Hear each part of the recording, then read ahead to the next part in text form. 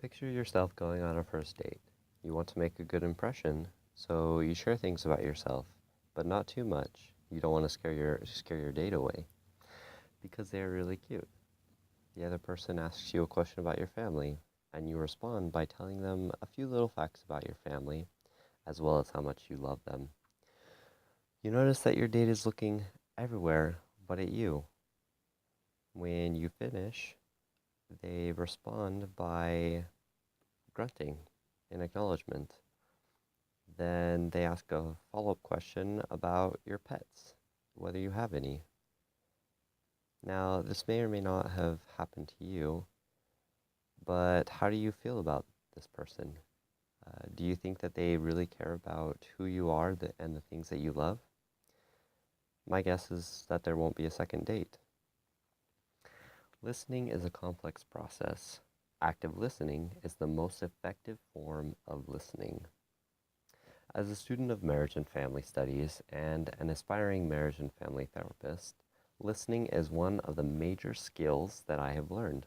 As part of the coursework, I have taken several communication classes in the which we have studied the art of listening. We all have a need to be listened to know what someone cares for us. By acquiring listening skills, we will be a better friend. We will make more friends because someone who actively listens is someone who cares. And we will be able to coach others in the proper methods of listening. The main points we will cover are that active listening is the most effective form of listening, that active listening is difficult, and that active listening is understanding. Active listening is difficult. There are three kinds of listening that we engage in. The first kind of listening is simply hearing the words that are being said without comprehending the meaning behind the words. Oftentimes, when a couple argues and one of the two is no longer listening, they are usually engaged in this kind of listening.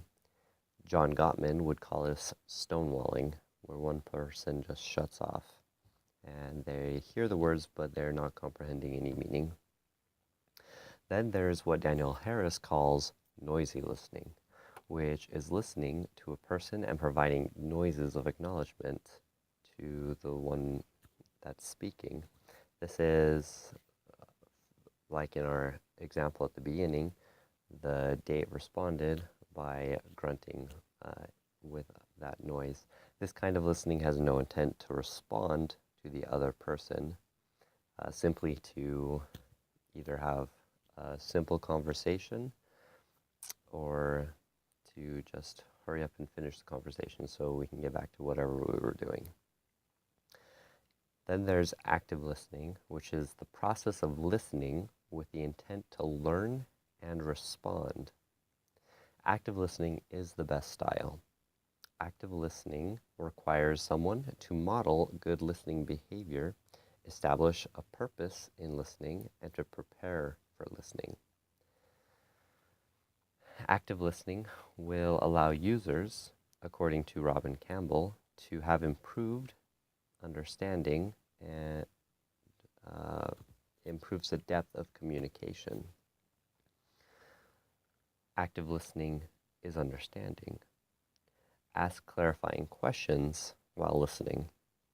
In order to understand the other person, we must ask questions, which will help us to understand what they are saying. Restating what they have said and then asking whether that is correct will help us to understand what they are saying. We can also ask questions that will help us more fully understand what they are telling us. We can show empathy while we listen. To feel empathy towards another, we must have a care or an interest in the other person. Get the full meaning while listening. Elizabeth Hawkins, in her article, Listening, shares an experience where a lady was given the opportunity to tell her story without interruption. This allowed her to have a bonding experience. Before we interrupt someone, we must ensure that we have obtained the full meaning of what they are saying. In conclusion, an active listening style will help us to understand each other and to have more meaningful interactions. These combined will build and strengthen relationships. The next time you are listening to someone, think about the way you are listening to them. Try to change the way you listen so that you can have a more meaningful conversation and friendship. A good listener will remember to do the following: ask clarifying questions, show empathy, and get the full meaning while you're listening.